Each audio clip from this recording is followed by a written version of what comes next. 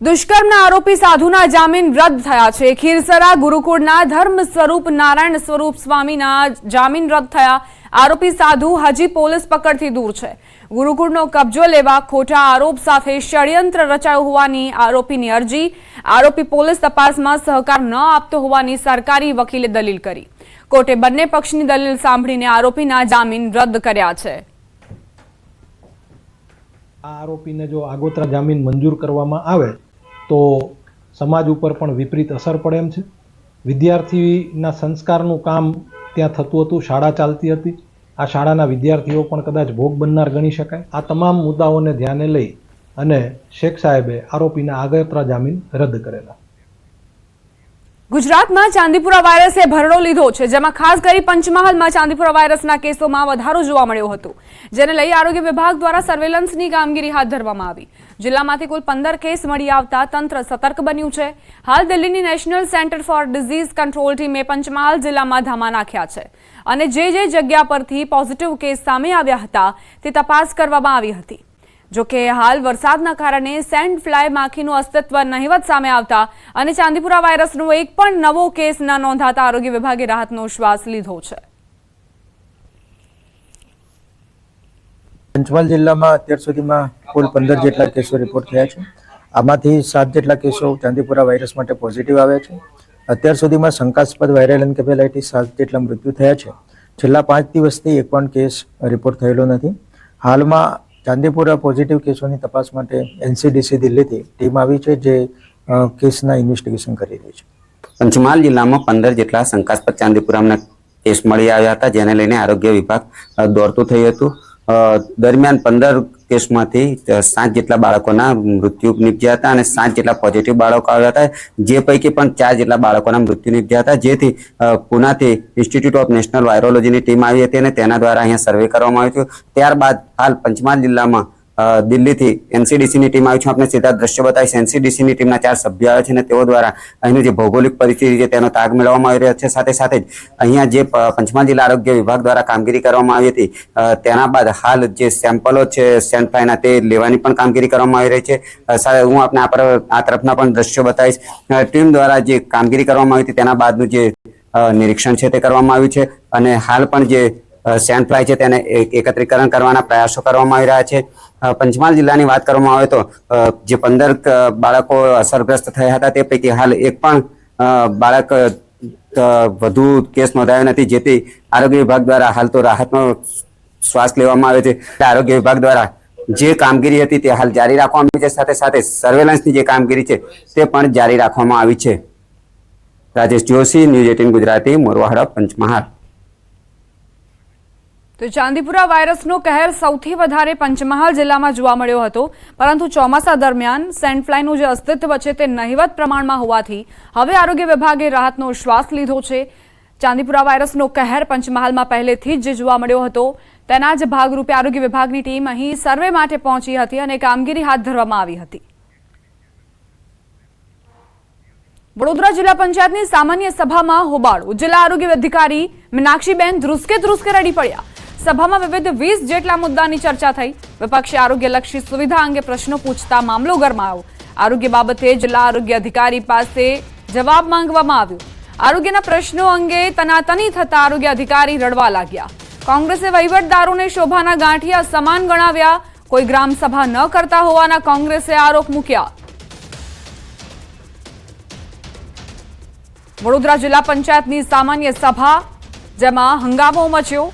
વિપક્ષે સત્તાપક્ષને ઘેરવાનો પ્રયત્ન કર્યો અને આરોગ્ય અધિકારી પાસેથી જ્યારે વિપક્ષે જવાબ માંગ્યો તો તેઓ ધ્રુસકે રડતા જોવા મળ્યા। વડોદરા જિલ્લા પંચાયતની સામાન્ય સભામાં હોબાળો મચાવવામાં આવ્યો છે અને વિપક્ષે ઘણા એવા સવાલો પૂછતા જ ચર્ચા ઉગ્ર બની। સમાચાર જૂનાગઢથી પ્રાપ્ત થઈ રહ્યા છે। ઘેડ પંથકમાં તારાજીના દ્રશ્યો સામે આવ્યા। ઓજત નદીનો પાળો તૂટતા તારાજી સર્જાઈ હતી। ખેતરોમાં ખાના ખરાબીના દ્રશ્યો સામે આવ્યા। આંબા મૂળિયા સાથે બહાર આવી ગયા। બામણાસા ગામના ખેતરોમાં મસમોટા ખાડા પડી ચૂક્યા છે। જૂનાગઢ જિલ્લામાં અનરાધાર વરસાદ ખાબકતા સમગ્ર જિલ્લામાં તારાજીના દ્રશ્યો જોવા મળ્યા। પોરબંદર જિલ્લાનો બરડા પંથક હોય કે પછી ઘેડ, હજુ પણ આ વિસ્તારમાં જ્યાં નજર કરો ત્યાં પાણી જ પાણી નજરે પડે છે। અને જ્યાં પાણી થોડું ઘણું સુકાયું છે ત્યાંના ખેતરોમાં તારાજી અને નુકસાની સિવાય કંઈ જ નથી બચ્યું. થોડા દિવસ પહેલા ઉજત નદીનો પાળો તૂટ્યો હતો અને ત્યારબાદના જે દ્રશ્યો સામે આવ્યા તે ખરેખર ભયંકર છે. અહીં ખેડૂતોના ખેતરોમાં મોટા પાયે તબાહી મચી છે.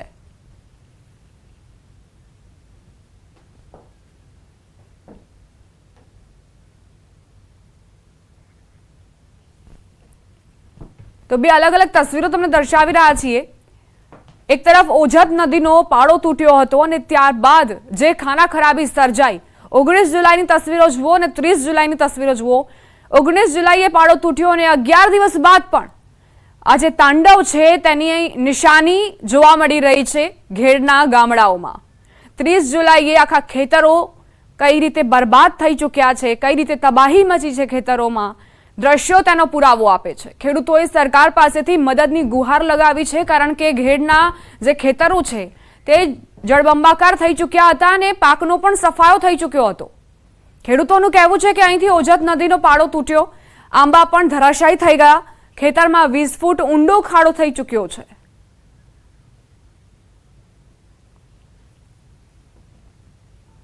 ગઈ તારીખ 19/7ના લગભગ 5 વાગ્યાની આસપાસ નદી ઓવરફ્લો થતાં અમારા 2-3 પારાઓ તૂટી ગયા. એમાં એક પારો તો સિંચાઈ વિભાગથી દિવાલ પાકી બનાવેલી હતી, એના પડવાથી અમારો પારો પણ માટીનો ધોવાઈ ગયેલો હતો અને લગભગ સતત 7 દિવસ સુધી આ પાણી અમારા ખેતરોમાં, ઘરોમાં, અમારા ઢોર બાંધ્યા હતા એમાં બધે ફરી વળતા ઘણી બધી અમને નુકસાનીઓ પારાવાર થઈ અને અમે લગભગ 8 દિવસ કે 7 દિવસ સુધી અમારા ગામથી અને અમારા આજુબાજુના લોકોથી પણ અમે સંપર્ક વિહોણા હતા.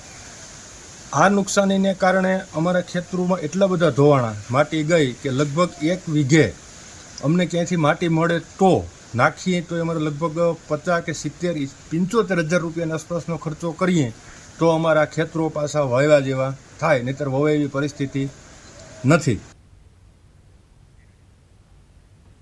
મહત્વનું છે કે 19 જુલાઈએ ઓજત નદીનો પાળો તૂટ્યો હતો. જ્યારે પાળો તૂટ્યો ત્યારે ખેતરો હર્યા ભર્યા હતા, ખેતરો લીલાછમ દેખાઈ રહ્યા હતા. જો કે 11 દિવસ જેટલો સમય વીત્યા બાદ સ્થિતિ કંઈક અલગ છે. ખેતરો સુમસામ બન્યા છે, જેમાં હરિયાળી હતી તે પાક સુકાઈ ગયો છે. ખેતરોમાં ખાડા જ ખાડા દેખાઈ રહ્યા છે. પાળો તૂટતા ખેતરોમાં એવો વિનાશ વેરાયો છે કે આંબા મૂળિયા સાથે બહાર આવી ગયા. ખેતરોમાં મસમોટા ખાડા પડી ચૂક્યા છે. ખેડૂતોનો દાવો છે કે જો હજુ પ્રશાસન આ પાળાનું તાત્કાલિક સમારકામ નહીં કરાવે અને વરસાદ આવે તો અહીં રહેવા જેવી સ્થિતિ પણ નહીં રહે. ખેડૂતોએ ખેતરો તો પહેલાથી છોડી દીધા છે, પરંતુ હવે ઘર પણ છોડવું પડશે. ખેડૂતોની માંગણી છે કે જો ઘેડને ફરી બેઠું, ઊભું અને દોડતું કરવું હોય તો સરકારને ઘેડ માટે ખાસ પેકેજ જાહેર કરવું જ પડશે. જો આવું નહીં થાય તો ખેડૂત વધુ ને વધુ દેવાદાર બનતો જશે. જ્યાં પારો તૂટ્યો છે ત્યાં 15 થી 20 ખેતરો એવા છે કે જે એમાંથી સાવ માટી ધોવાઈ ગઈ છે. કડથી ઉપર ક્યાંક 12 ફૂટ, ક્યાંક 10 ફૂટ, ક્યાંક 15 ફૂટ એવા ખાડા કરી નાખ્યા છે અને જે ખેતરો હતા ત્યાં નદી જેવા વેણ કરી નાખ્યા છે. અને એ સિવાયના જ્યાં પાણી ફરી વળ્યું છે એ પાણીમાં મગફળીનો પાક હતો તે સદંતર સાવ નિષ્ફળ ગયો છે. ગુજરાતના દરિયાકાંઠાના વિસ્તારમાં ખારાશનો પ્રશ્ન વિકટ બન્યો છે. ખાસ કરીને ખેતીમાં ખારાશને કારણે નુકસાનીની પણ શક્યતા રહે છે. ત્યારે અમરેલીના એક ખેડૂતે સમસ્યાને લઈ નવો ઉકેલ શોધી કાઢ્યો. જાફરાબાદ તાલુકાના વડલી ગામના પ્રવીણભાઈ સંઘાતે 1 વીઘા જમીનમાં તળાવ બનાવ્યું. આ તળાવ 30 ફૂટ ઊંડું પણ છે, જેમાં વરસાદી પાણીનો સંગ્રહ થઈ રહ્યો છે. પ્રવીણભાઈએ જણાવ્યું કે મારું ખેતર દરિયાથી જાજુ દૂર નથી, એટલે ખારાશની સમસ્યા વિકટ છે. ત્યારે આ તળાવથી ઘઉં, બાજરી અને મગફળીનો પાક લેવામાં મદદ મળશે. આ છે આખો કોસ્ટલ એરિયા છે અને આ મતલબ ખારપાટ, મતલબ પાણી જ હોય જ નહીં. ખારું થાય તો ખારું પાણી થાય. એટલે મને વિચાર આવ્યો કે આપણે બધી જમીન બગાડવી અને કરતાં 1 વીઘો હું બગાડી અને એક તળાવ બનાવી દઉં. અને તળાવ 30 ફૂટ ઊંડું છે અને 1 વીઘાનું તળાવ છે. રાજકોટ જિલ્લામાં સારો વરસાદ પડતા ધરતીપુત્રોએ પાકની વાવણી કરી લીધી છે. જિલ્લાના ખરા પીપળિયા ગામમાં ખેડૂતોએ ફૂલ છોડ, મકાઈ અને લીલા ઘાસનું વાવેતર કર્યું, પરંતુ ખેડૂતોને ખેતીકામ માટે શ્રમિકો નથી મળી રહ્યા. ખેડૂતો ખેત મજૂરો વગર જાતે ખેતી કરવા મજબૂર બન્યા છે. ખેતરમાં નીંદણ, જંતુનાશક દવાનો છંટકાવ, ખેડાણ સહિતના કામો હોય છે. આ કામ માટે ખેત મજૂરો મળી રહ્યા નથી. ખેડૂતોએ કહ્યું ડીઝલ, બિયારણ મજૂરી બધું જ મોંઘું થઈ રહ્યું છે. ખેડૂતો મોંઘવારીને લઈને પણ પરેશાન બન્યા છે. ખેતીમાં તો એમ જોવો ને અત્યારે બીના ભાવ ચડી ગયા, દવાઓના ભાવ ચડી ગયા. જે આપણે કોરોના આવ્યો હતો, કોરોનામાં જે ભાવ ચડી ગયા છે એ વેપારીએ પાછા ઉતાર્યા જ નથી. ત્યાં ભાવ છે અને ખેતીના આપણે જે દેવા જાય છે પાક પૂરો તો ત્યાં પૂરા ભાવ આવતા નથી. એટલે અત્યારે તો બહુ મોંઘું થઈ ગયું, મોંઘવારી બહુ થઈ ગઈ. વધતી મોંઘવારીની અસર હવે ખેતી ઉપર પણ જોવા મળી રહી છે. ખેતી હવે મોંઘી બની ગઈ છે.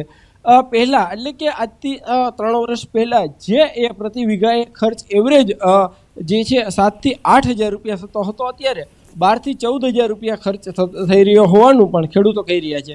ખાસ કરીને છેલ્લા થોડા સમયમાં જે રીતના ડીઝલના ભાવ વધ્યા છે, આ ઉપરાંત જંતુનાશક દવા અને બિયારણ સહિતના ભાવ વધ્યા છે, મજૂરીના પણ ભાવ વધ્યા છે, જેને લઈને અત્યારે ખેતી છે તે પણ ક્યાંક ને ક્યાંક મોંઘી પડી રહી છે. તો બીજી તરફ ખેતી છે તે મુશ્કેલ પણ બની રહી છે, કેમ કે હાલ ખેતીનું કામ છે તે ખૂબ જ મહેનતવાળું હોય છે અને એટલા માટે ખેતરના કામ કરવાથી દરેક લોકો જે છે ક્યાંક ને ક્યાંક દૂરી સેવતા હોય છે. ભારત એક આમ તો ખેતી પ્રધાન દેશ કહેવાય છે, પરંતુ ભારત આ ખેતી પ્રધાન દેશમાં જ ખેતી હવે દિન પ્રતિદિન મુશ્કેલ બની જતી હોય તેવા દ્રશ્યો પણ સામે આવી રહ્યા છે. હાર્દિક જોશી, ન્યૂઝ 18 ગુજરાતી, રાજકોટ. સમાચાર સુરતથી. કડોદરા રોડ પર મેટ્રો બ્રિજના કોલમની કામગીરી 18 કલાક બાદ કોલમ ઉતારવાની કામગીરી શરૂ થઈ. કલાકો બાદ મેટ્રો કોર્પોરેશનના અધિકારીઓ અને કર્મચારીઓ દ્વારા કોલમ ઉતારવાની કામગીરી શરૂ કરાઈ. ગઈકાલે મોડી રાત સુધી સર્વે કર્યા બાદ મોટી મશીનરી અને ક્રેનોની મદદથી સ્પાન ઉતારવા માટેની કામગીરી શરૂ કરાઈ અને મોડી સાંજ સુધી સ્પાન ઉતારી દેવામાં આવશે. કોલમ ઉતારવાને લઈને સુરતથી કડોદરા અને કડોદરાથી સુરતને જોડતો મુખ્ય માર્ગ વાહન વ્યવહાર માટે બંધ કરી તમામ વાહન વ્યવહાર ડાયવર્ટ કરવામાં આવ્યો છે. 18 કલાક બાદ કોલમ ઉતારવાની કામગીરી હાથ ધરવામાં આવી છે અને બની શકે કે મોડી સાંજ સુધીમાં સ્પાન ઉતારી લેવામાં આવે. કોલમ ઉતારવાને લઈને સુરતથી કડોદરા અને કડોદરાથી સુરતને જોડતો જે વાહન વ્યવહાર છે તેની પર અસર પહોંચી છે. રસ્તો બંધ કરવામાં આવ્યો છે. કલાકો બાદ મેટ્રો કોર્પોરેશનના અધિકારીઓ અને કર્મચારીઓ દ્વારા કોલમ ઉતારવાની કામગીરી શરૂ કરાઈ છે. ગઈકાલે મોડી રાત સુધી સર્વે કર્યા બાદ મોટી મશીનરી અને ક્રેનોની મદદથી પાન ઉતારવા માટેની કામગીરી શરૂ કરવામાં આવી. મોડી સાંજ સુધી આ કામગીરી પૂર્ણ થઈ જશે તેવી આશા છે. જોકે તેની સીધી અસર વાહન વ્યવહારને પણ પહોંચી છે. કડોદરાથી સુરત અને સુરતથી કડોદરાને જોડતો જે મુખ્ય માર્ગ છે તે વાહન વ્યવહાર માટે બંધ કરવામાં આવ્યો છે અને હવે સીધી અસર વાહન વ્યવહાર પર જોવા મળી રહી છે. 18 કલાક બાદ સર્વે પૂર્ણ થયા બાદ આ કામગીરી આરંભવામાં આવી અને મોડી સાંજ સુધી તે પતી જશે તેવી જાણકારી પ્રાપ્ત થઈ છે. ડ્રોન કેમેરા વડે આખી કામગીરીનો જે વિડીયો છે તે પણ સામે આવ્યો છે કે કઈ રીતે સ્પાનને ઉતારવાની કામગીરી હાથ ધરવામાં આવી છે. મોડે અધિકારીઓ જાગ્યા અને હવે કામગીરીમાં લાગ્યા છે. ગઈકાલે સર્વે હાથ ધરવામાં આવ્યો હતો અને આજે સ્પાનને ઉતારવાની કામગીરી હાથ ધરવામાં આવી છે. તો સુરતમાં જે આ મેટ્રો સ્ટેશન છે તેનો થોડો ભાગ તૂટવાની અણીએ હતો તેવી ફરિયાદો ઉઠી હતી. એવામાં અધિકારીઓ જાગ્યા અને 18 કલાક બાદ કોલમ ઉતારવાની કામગીરી હાથ ધરવામાં આવી. પહેલા સર્વે કરવામાં આવ્યો, ત્યાં ટીમો પહોંચી અને ત્યારબાદ કામગીરી હાથ ધરાઈ. નેશનલ હાઈવે 48 એટલે કે ધુલિયા મહારાષ્ટ્ર અને મુંબઈથી તમામ ગાડીઓ જે સુરતમાં કડોદરા થઈ સરા દરવાજા થઈ સુરતમાં પ્રવેશ કરતા હોય છે તે રોડ ઉપર સારોલી નજીક મેટ્રોનું કામ ચાલી રહ્યું હતું ને અચાનક ગઈકાલે જે રીતે સ્પાન તૂટી ગયો હતો તેને લઈને અફડાતફડીનો માહોલ સર્જાયો હતો. મુખ્ય માર્ગ બંધ કરી દેવામાં આવ્યો હતો. ઘટનાને કહી શકાય 18 કલાક કરતાં વધુ સમય વીતી ગયો છે. ત્યારે હવે મેટ્રોના કર્મચારીઓ દ્વારા હવે આ સ્પાન ઉતારવાની કામગીરી શરૂ કરવામાં આવી છે. દ્રશ્ય સીધા જોઈ શકાય છે કે સ્પાનને સૌથી પહેલાં તો કવર કરવામાં આવ્યો છે કે કોઈ વસ્તુ પડી કોઈને ઇન્જરી ના થાય અને તમામ કર્મચારીઓ છે તે નીચેથી હવે એક પિલર ઊભો કરી રહ્યા છે અને જે સ્પાન છે સ્પાન ઉપર બી કેટલાક કર્મચારીઓ કામ કરતા જોવા મળી રહ્યા છે. એટલે કે મોડી સાંજ સુધીમાં આખો સ્પાન ઉતારી દેવાની કામગીરી તંત્ર દ્વારા શરૂ કરવામાં આવી છે. ગઈકાલે કહી શકાય કે અધિકારીઓ પહોંચ્યા હતા, સર્વેની કામગીરી કરી હતી અને મોડી રાત સુધી નિર્ણય લેવાયો હતો અને નિર્ણય લેવાયા બાદ આજે વહેલી સવારથી કામ શરૂ કરવામાં આવ્યું છે. ત્યારે દ્રશ્ય જોઈ શકાય છે કે સ્પાન ઉતારવા માટે તમામ અધિકારીઓ સેફટીના સાધનો સાથે કામ કરી રહ્યા છે. સ્પાનની નીચે હોય કે સ્પાનની ઉપર જે કર્મચારીઓ કામ કરી રહ્યા છે તે તમામ કર્મચારીઓ તમામ પ્રકારની કામગીરી પૂર્ણ થયા બાદ કહી શકાય કે મોટી ક્રેનોની મદદથી આ સ્પાન ઉતારવામાં આવશે. તેને લઈને અહીંયા ક્રેનો પણ ખડકી દેવામાં આવી છે. જોકે સ્પાન વજનદાર હોવાને લઈને ફરી એક વખત આ રસ્તો બંધ કરી દેવામાં આવ્યો છે, જેને લઈને મુંબઈ અને ધુલિયા મહારાષ્ટ્રથી આવતા જે લોકો છે તે આ રોડ પર સુરતમાં આવતા હોય એટલે કે રસ્તો બંને બાજુનો બંધ કરી દેવામાં આવ્યો છે. તમામ ટ્રાફિકને ડાયવર્ટ કરવામાં આવ્યો છે. કેમેરામેન ભરત બ્રહ્મભટ્ટ સાથે કીર્તેશ પટેલ, ન્યૂઝ 18 ગુજરાતી, સુરત. હવે વાત કમરતોડ ખાડાની.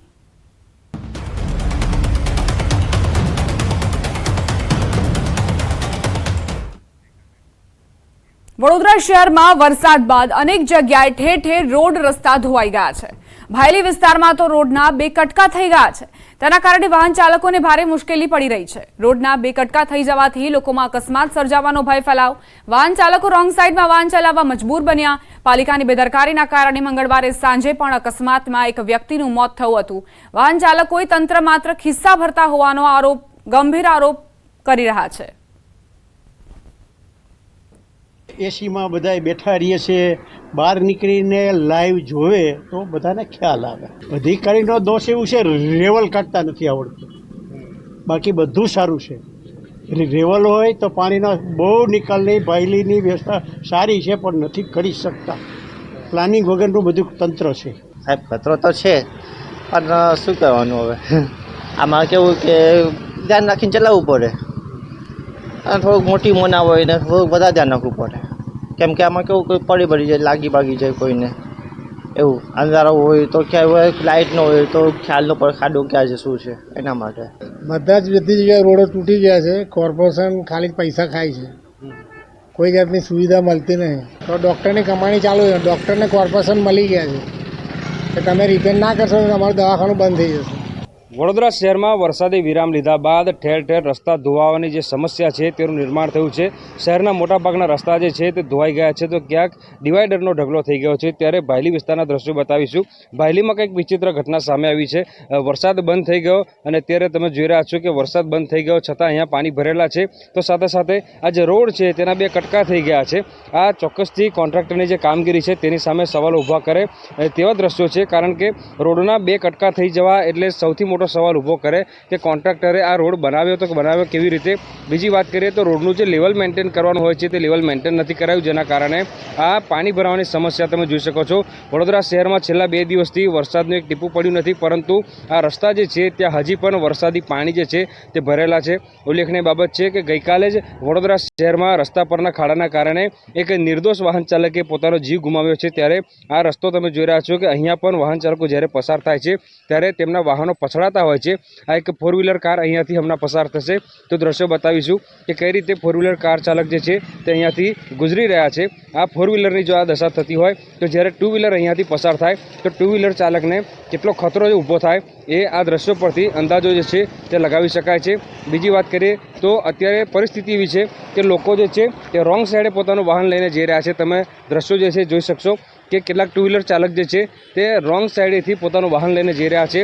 એટલે વાહન ચાલકો માટે એવી દુવિધા છે કે સીધા રસ્તે જાય તો અકસ્માતનો ભય સતાવે અને રોંગ સાઈડે જાય તો પણ અકસ્માતનો ભય સતાવે. ત્યારે વડોદરા મહાનગરપાલિકાના સત્તાધીશો ફક્ત અને ફક્ત પ્રી મોન્સૂન કામગીરીના બણગા ફૂંકી રહ્યા છે અને એસી કેબિનમાં બેસીને સંતોષ માણી રહ્યા છે. હાર્દિક દીક્ષિત, ન્યૂઝ 18 ગુજરાતી, વડોદરા.